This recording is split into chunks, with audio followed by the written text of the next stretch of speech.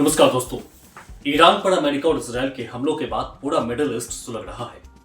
इन हमलों के जवाब में खाड़ी देशों पर ईरान के हमले जारी है, वहीं अमेरिका और इजराइल की कार्रवाई भी तेहरान पर लगातार जारी है।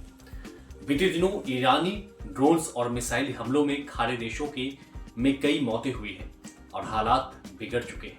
ऐसे में अमेरिका अपने ही लगाई आग से अपने नागरिकों को बचाने की अब जो है वो कोशिश कर रहा है। बढ़ते सुरक्षा खतरों के बीच अमेरिकी विदेश विभाग ने अपने नागरिकों को मिडिल ईस्ट के 1 दर्जन से अधिक देशों को तुरंत छोड़े जाने को कहा है। विदेश विभाग के सहायक मंत्री मोरा नामदार ने एक बयान में कहा है कि सुरक्षा जोखिमों को देखते हुए अमेरिकी नागरिक उपलब्ध विकल्पों के जरिए जल्द से जल्द इन देशों से निकल जाए और एडवाइजरी जारी किया गया है। उन देशों में बहरीन है, मिस्र है, Iran, Iraq, Israel, West Bank और Gaza, Jordan, Kuwait, Lebanon, Oman, Qatar, सऊदी अरब, सीरिया, संयुक्त अरब अमीरात और यमन है। इन देशों को छोड़े जाने की बात जो है अमेरिका के द्वारा कही गई है। हाल के दिनों में विभाग ने इन देशों के लिए यात्रा संबंधी चेतावनी भी अपडेट कर दी है और इन देशों में यात्रा से बचने की भी सलाह दी गई है। इस बीच At the Department of State, our number one priority is the safety and the security of American citizens everywhere in the world. Now, with what's going on in the Middle East, with Operation Epic Fury and the cowardly attacks that we're seeing from Iran against Gulf countries, I wanted to take this chance to speak directly to Americans who are in the Middle East about the work we are doing to try to keep you safe. So immediately following the beginning of this operation, at my direction, the State Department activated a 24/7 task force, surging personnel and resources necessary to help provide American citizens with up-to-the-minute safety and security information.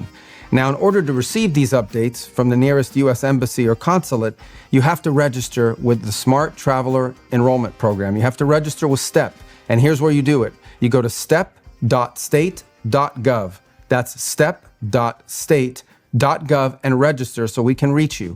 We also encourage Americans abroad to follow our security updates for U.S. citizens channel on WhatsApp and follow @TravelGov on social media as well.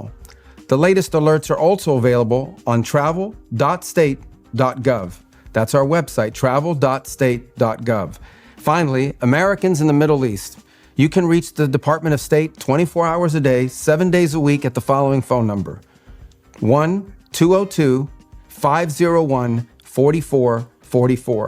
That's 1-202-501-4444. अमेरिकी राष्ट्रपति Donald Trump ने कहा है कि Iran के खिलाफ 4 से 5 सप्ताह तक सैन्य अभियान जारी रह सकता है, लेकिन वह इससे ज्यादा समय तक के लिए भी तैयार है।